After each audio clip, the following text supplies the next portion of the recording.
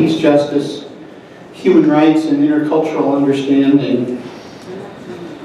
I want to say a word of thanks to Plymouth Congregational Church, United Church of Christ, for hosting us tonight. Pastor John Gardner, Pastor Ruth Phyllis, and all the good folks of Plymouth Congregational Church.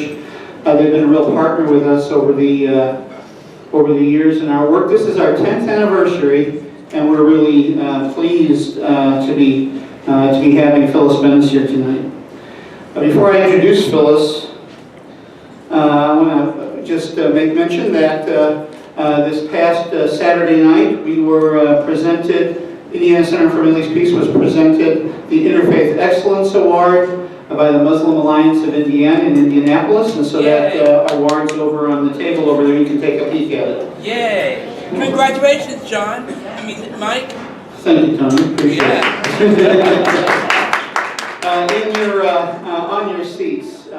On your seats, you have a flyer with our upcoming programs, at least as much information as we have. We have a master canoeist in February the 4th at Beacon Heights. He's traveled the world playing this exotic 72-string instrument from Palestine in the Middle East, Ali Amr, in concert. We have two of our own, plus Dr. Don Wagner from Chicago, talking about popular resistance and liberation theology in Palestine. We have our friend Shabana Basid Rashid from Afghanistan to talk about the School of Leadership in Afghanistan.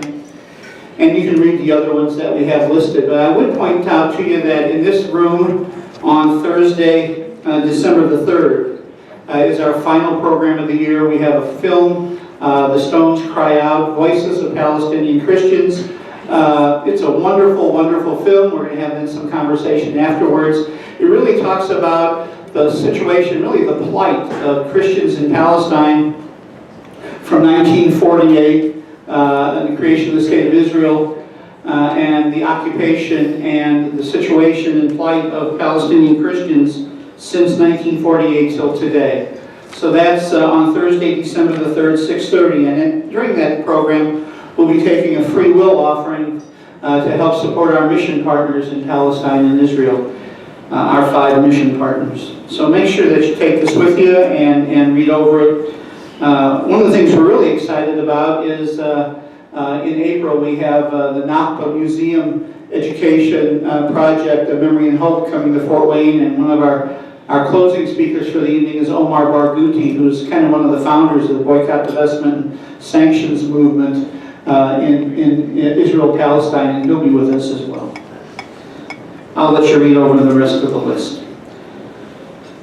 Over on the table over there, Joan is sitting there. We have 2 statements, petitions. One, ours that we adapted from the United Church of Christ, Disciples of Christ, a statement on the Syrian refugees. That's sitting over there in places for you to sign. The other one is hot off the presses as of 3:30 this afternoon. We were in touch with the National Lawyers Guild in Indianapolis. Mark Snyderman, head of Jewish Voice for Peace, is one of those folks, as well as some of the other lawyers in Indianapolis who are part of the National Lawyers Guild. And their most recent statement as of 3:30 this afternoon is over there, and that can be signed as well. The people have been asking in the last couple of days, is there anything planned for Indianapolis around the governor's mansion or any of that? And we are in conversation with our friends in Indianapolis, and I'll get the word out to you as soon as I find out something about that. I'll let you know. Finally, we can't do what we're doing here in Fort Wayne with the kind of programming that we have without your generous support. And so if you feel moved tonight to make a contribution, there will be a box over there by Joan or an offering plate, and we'd sure appreciate your financial support, especially at the end of the year. We're a 501c3 tax-deductible organization, and so your contributions are tax-deductible. You know, when I wrote Phyllis Bennis in the spring, inviting her to come, little did we know the confluence of events that would take place that would bring her here this particular week. And so Phyllis, your message to us will be a timely one, I'm sure. Phyllis Bennis is a Middle East policy expert. She is a frequent commentator on Middle East issues on many of the media channels, the cable media as well as others, and writes for many news commentary journals and magazines. She was on the phone as we were driving back from North Manchester today with somebody from the New York Times, and so she's a frequent contributor. She's a fellow at the Institute for Policy Studies. It's the oldest progressive, independent, multi-issue think tank in the United States since 1963. And accepts no government funding, and so it tries to be as a progressive voice on these issues. Her latest book is Understanding ISIS and the New Global War on Terror, a primer. And so, again, very timely topic. We had originally invited her because it's the 70th anniversary of the UN this year. So she was going to speak about the UN and Middle East foreign policy. But because of the issues of the past week, she has shifted her focus to talk about the things that have been happening in Beirut, Paris, other places, specifically Syrian refugees. And so, Phyllis, without any further ado, welcome to Fort Wayne.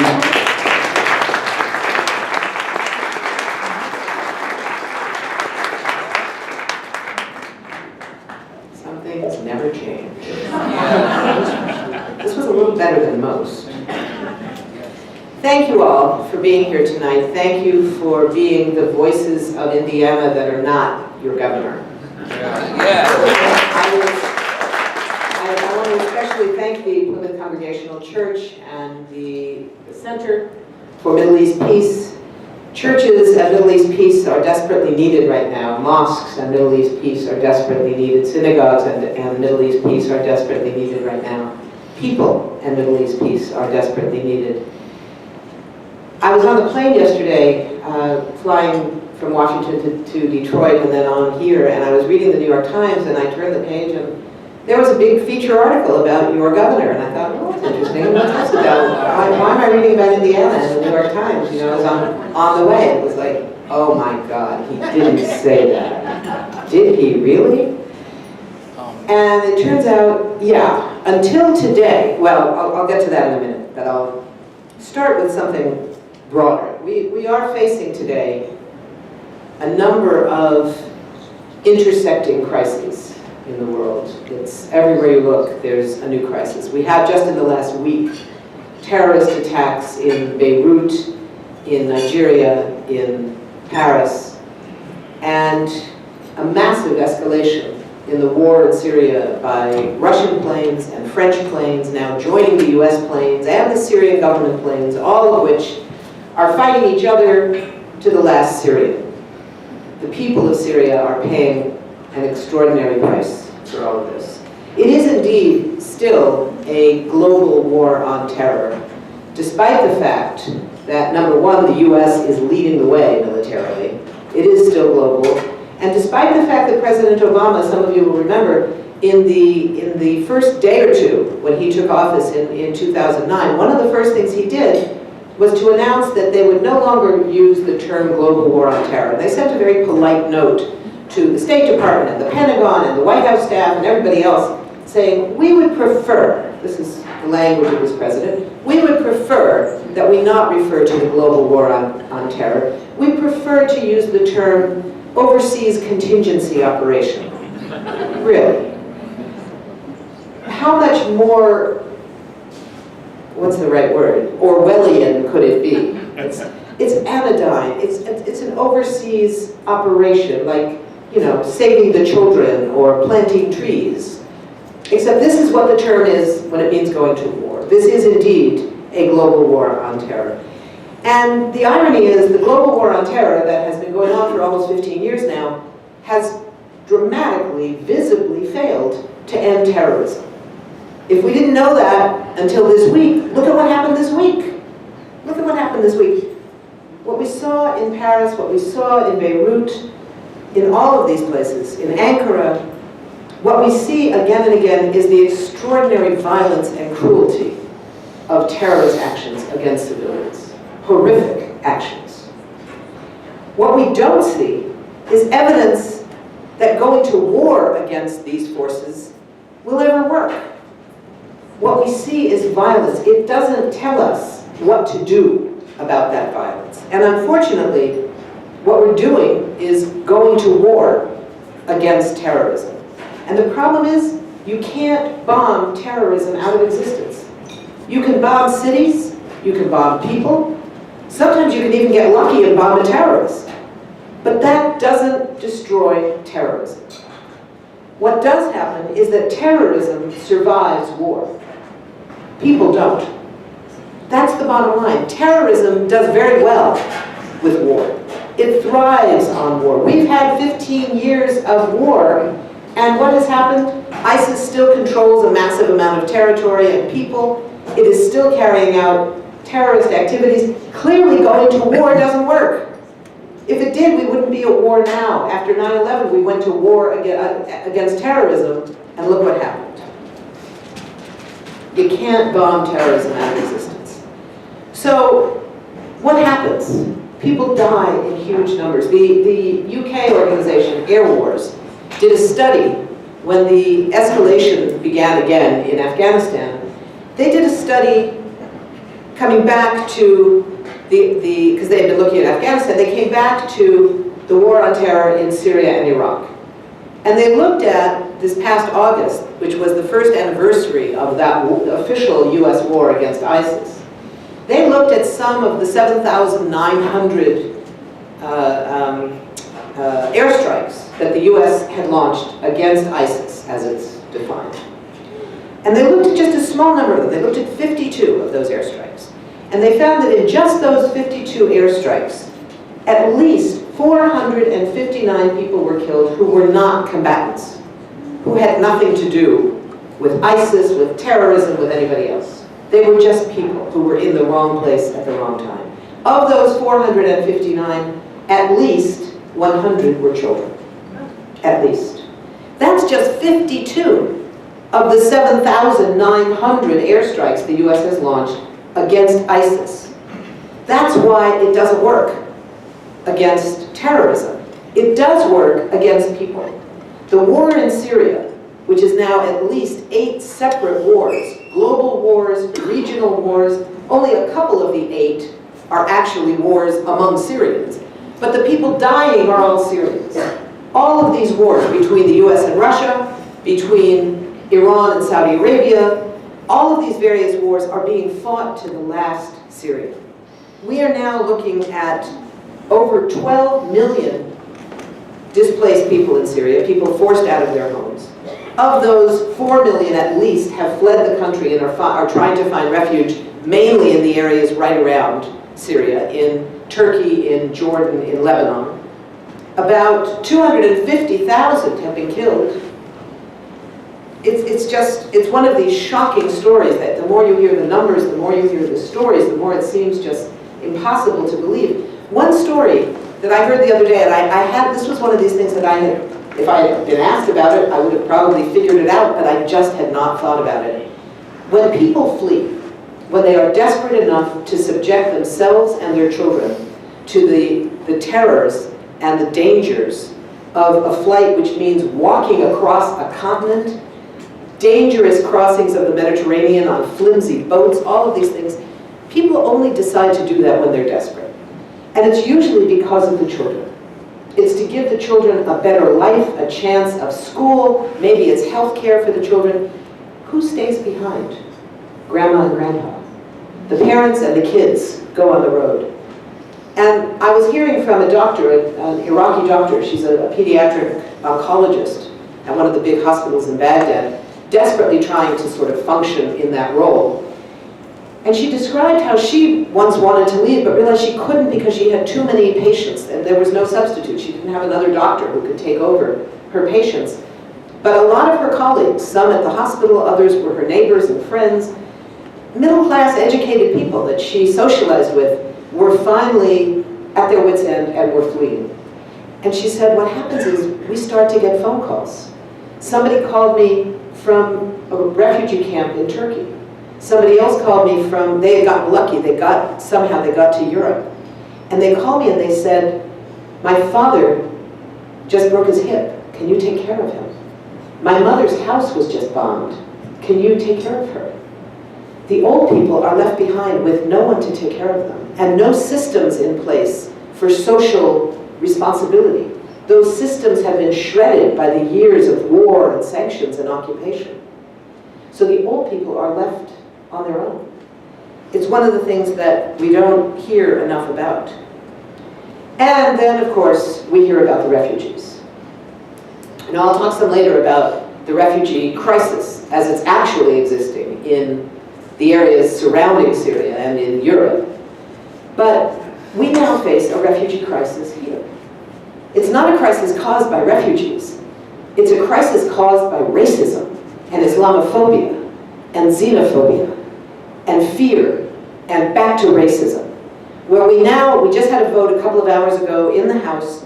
The House voted 289 to 137 to pass a resolution that explicitly discriminates against one category of refugees. If they happen to be born in Syria or Iraq, they no longer are allowed to come as refugees under current conditions. The ones who need it the most, those facing the worst wars going on in the world right now, are the ones who are now going to be discriminated against and not allowed to be part of what this country claims to be. Remember the poem on the bottom of the Statue of Liberty, give me your tired, your poor, as long as they're not Iraqi or Syrian.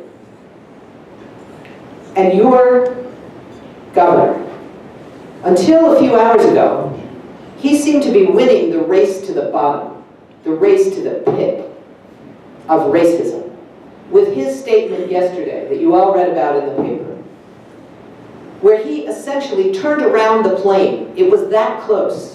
A family that had been suffering in a Jordanian refugee camp for 3 years, being interrogated, having to produce documents that they no longer had because they had fled for their lives, trying to prove the negative.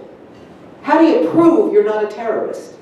Because before this resolution happened, already Syrian refugees were being treated as if every one of them was a terrorist until they could prove otherwise.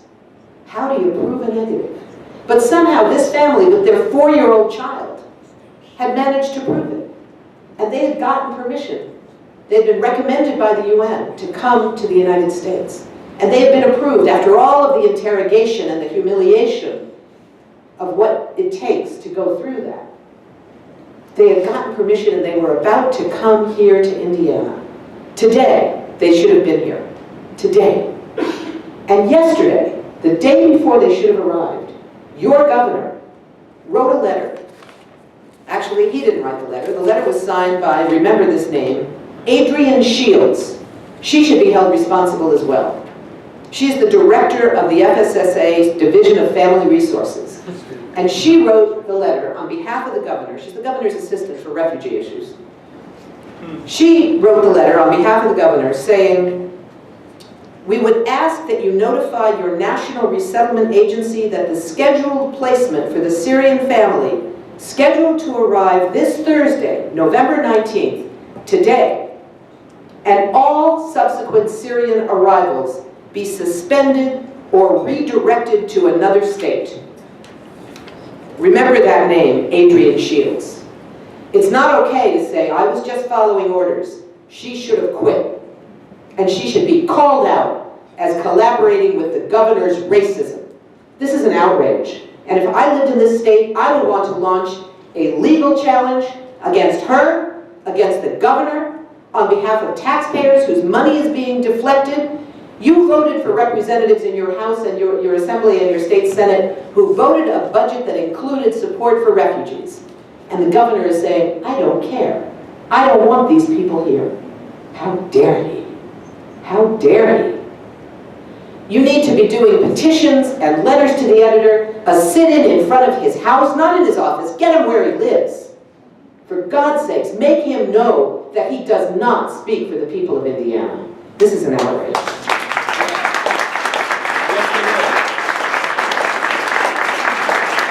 But we have a crisis here that's only one part That's only one part of the challenge we face in the so-called global war on terror. And I think that we have to look at all of these failures. You've all heard about the $500 million failure, right? The $500 million that was allocated to train up a Syrian opposition group. Well, the problem was they couldn't find the right opposition group because, you know, it was very restricted. It had to be secular, democratic, pro-American, anti-Assad, but not too much because they can't be fighting against Assad. Anti-ISIS, really a lot. Would never give their weapons to anybody else. And there had to be 5,000 of them. That was what we were going to train up in 1 year. Oops. So what happened? Well, we couldn't find any. So the US decided we're going to create one. We're going to create our own Syrian opposition force. But it had to fill all those categories, so they couldn't do that either. They couldn't find enough people to meet the vetting requirements. So they found 120, and they trained them. Okay, 120 well-trained fighters, that's not chump change, that could do something. And they trained them for a few months, and they armed them, and they sent them back into Syria to fight against, presumably, ISIS. Maybe Assad, but sort of we hope not. But these 120 people were sort of having none of it. Half of them immediately defected, turned over their arms to either ISIS or Al-Qaeda, or disappeared with their weapons. We don't know what happened to them. Of the rest, 54 were left. They were sent in to fight. And immediately, half of them were either killed or captured or also defected. When the chief of Central Command, who's in charge of all this, was testifying in front of Congress a couple of weeks ago, he kind of admitted rather sheepishly that we were left with a very small number. And they pressed him. I mean, they didn't press him on much, but they pressed him on that one point, said, well, what is a small number? And he said, well, 4 or 5. Not 4 or 500. Not 4 or 5,000, as was planned. 4 or 5. $500 million. That's $100 million per person to train up a fighter. That's a really effective use of our tax money, isn't it? Don't you feel safer knowing that your tax dollars are at work? And we should note that the people of Indiana have paid $94 million of your tax money in the so-called global war against ISIS. Just in this last year. $94 million. Now, if you had kept that money at home, think you could have found some good uses for it? Might have paid for 1,238 children to be in Head Start every year for 10 years. Might have paid for 1,008 veterans to get health care every year for 10 years. Might have paid for full 4-year university scholarships for 2,755 students. What makes us safer? Education and health care and jobs here, or bombing people across the world? You do the math. You tell the president, when you tell your governor, you tell the president how the tax money is being used as well. So why is this war going on? The war that has failed for so many years. President Obama says over and over again, there is no military solution. He's absolutely right. So why is it that every action we see is a military action? What a surprise, it doesn't work. He knows it doesn't work. What's he thinking? What's this about? Well, some of it, he says, the military isn't enough. We need other things. Okay, well, like what? Like we have to win over Iraqi Sunnis away from ISIS, so they'll support what? The government in Baghdad that's bombing Sunni protest camps? The government in Baghdad that we arm and support that has arrested Sunnis by the thousands and is torturing them in prison? For no reason that they're Sunnis, because it's part of an ongoing sectarian civil war? Why are we surprised that some of those people, hopefully not all of them, but some of them have started to see ISIS as a lesser evil? Because ISIS isn't going after them most of the time. Sometimes it is. But sometimes it isn't. And it seems sometimes that the government in Baghdad is. That's what we're facing. The problem is, when President Obama says the military isn't enough, we have to do other things too, the problem he doesn't recognize or isn't willing to acknowledge is that the military stuff makes those other things impossible. So if the US is bombing ISIS in Syria, that means it's bombing Sunnis. So somebody in Iraq is looking at that and saying, oh great, there goes the US again, bombing Sunnis in the interest of the Shia and the Kurds. Great. we better look to ISIS to protect us. You know, here we bomb somebody from ISIS and say, yay, we got the bad guys. Well, the problem is it's not that clear cut. Even if we get somebody who really is a bad guy, has done really bad stuff, might do more really bad stuff in the future, no one is ever only that. That person also has a wife, a son, a daughter, a mother, any of whom could become a terrorist out of outrage at what has been done to their son, who maybe was in fact a terrorist, but by destroying him with a drone while he's driving in his car, maybe he's taking his kid to the doctor. What do we really think is going to happen? Are we really surprised that terrorism survives wars when people don't? This shouldn't be such a complicated reality. So we hear, well, nobody wants wars. We don't want to do it this way. Well, actually, that's all wrong. There are plenty of people who want war. Who profits from war? Well, the people who make the war-making machines, the people who make the tanks and make the guns and make the bombs and make the planes that drop the bombs. They all profit from the war. So when Congress starts to talk about cutting off money for the war, you can be damn sure that one of the best lobbies in town is at their doorstep saying, not so fast. Because one of the brilliant things that the military-industrial complex did, and I don't know how much of this was conscious, how much was a secret cabal somewhere meeting in a boardroom and they figured all this out, and how much of it just happened.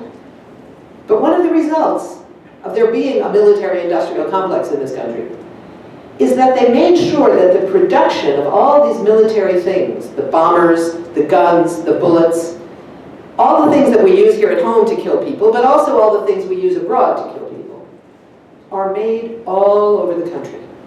So there is virtually not a single congressional district that doesn't have a factory that's making something for the F-35 bomber, or for the computerized systems that turn gravity bombs into smart bombs, or that make the bullets, or that make the M16 rifles, or whatever.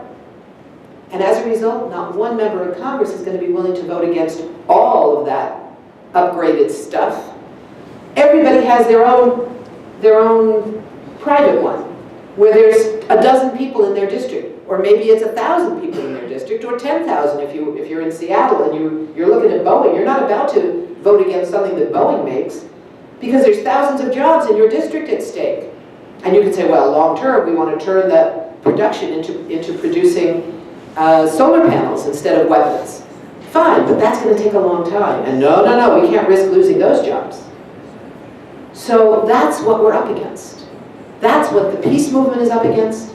That's what we as taxpayers are up against. That's what the people of the world are facing. That's what they're up against. So whenever we say, nobody profits from war, nobody wants the war, wrong, wrong, wrong. Why didn't they get away with it? Part of it is because something George Bush said right after 9/11. When he finally put down the copy of My Pet Goat that he was reading to the children and finally made them land the plane. He said, we have a choice. We either go to war or we let him get away with it. That was it. It was a Manichaean choice. War or nothing. It was a lie. It was a lie then, and it's a lie now, because essentially President Obama is saying the same thing. You either go to war or you can't do anything else. The problem in the real world is if you go to war, you can't do anything else. President Bush never claimed he wanted to do anything else. He was satisfied going to war. That was his deal. You either go to war or you let him get away with it. And since nobody, rightfully, understandably, wanted to let him get away with it, people chose war, and 88% of the people of this country supported the war in Afghanistan, despite the fact that it was a war for vengeance and not for justice. So, what do we do about that? We're left with the outgrowth of those wars. How many of you have heard, I'm not asking if you believe this, but how many of you have heard the claim that ISIS started when Obama pulled the troops out of Iraq in 2011? Heard it, yeah. Heard it. Oh, just heard it. I'm not saying you believe it. Okay. All right, you don't have to be embarrassed. I know you all heard it. You're just not willing to admit it. You're all crummy cowards. Come on, admit it. You all heard it. It's not true, as you know. ISIS started in 2004, not when anybody pulled out troops, when the height of the occupation troops were occupying Iraq. when there were over 150,000 US and NATO troops occupying Iraq. That's when NATO started.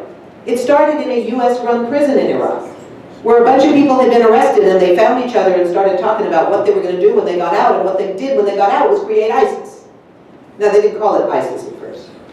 At first, they called it Al-Qaeda in Mesopotamia, or Al-Qaeda in Iraq. Why did they pick the term? Not because they had anything to do at that point with the Al-Qaeda leadership in Pakistan and Afghanistan. There were a few left in Afghanistan, not very many by then. But because they knew that by using the term Al-Qaeda, you're going to scare the bejesus out of everybody. Because Al-Qaeda was the big enemy. Remember, when was the last time you heard anything about Al-Qaeda? Right? They've been taken over. You know, they're like our ally now against ISIS, because ISIS is so much worse. Remember, we were about to go to war against Saddam Hussein, listen to me. We were about to go to war against Bashar al-Assad about 2 years ago. And there was, for a brief moment before we did go to war, there was a moment when we actually won. We won a battle not to go to war. And I remember thinking at the time, we're being told now that Assad is the worst leader, anything around, so we have to go to war against him. And I thought, in a few months, we're going to have somebody else who's even worse. What a surprise, suddenly there's ISIS. Worse than that. This is a little tricky. You okay? Sorry, I just needed the water. And in fact, I've been talking all day at the university. Never travel without your throat lozenges. Your audience will never forgive you. The camera will forgive you, maybe, but maybe not. But we don't care. So, back to wars. So what are we dealing with ISIS? The origins of ISIS are fighting against the US war. That's the bottom line. What could we have done differently? We could not have gone to war. We wouldn't have had ISIS. We might have had other problems. We wouldn't have had ISIS. When we look at what it's going to take to get rid of ISIS, what we know is that war isn't working. War against ISIS is failing. ISIS is doing fine with war. ISIS thrives on war. Terrorism in general thrives in war and as a result of war. It doesn't end with war. We could kill a lot of ISIS people with war, and we have. The US claims, I don't know if it's true or not, they claim they killed 20,000 ISIS fighters. And they claim that more than 20,000 have joined since. You do the math. What are we doing here? You know, what are we really doing? In the immediate period, we're looking at a crisis caused by the fact that ISIS is not simply a terrorist organization. It carries out horrific terrorist actions, as we've seen. But it also functions as a military, a conventional military that is seizing and holding territory. How does it do all that? Where does it get its strategy? Where does it get its military training? Where is it getting its weapons? Well, there's a lot of reasons to that, but a lot of them come right back here to the United States. The question first, why is ISIS so powerful? Why can they do all this? Why are they able to hold territory that includes somewhere between 5 and 6 million people that are living under their rule? This is really a horrific reality for those people. The answer is they don't fight alone. It's not some magical thing that they are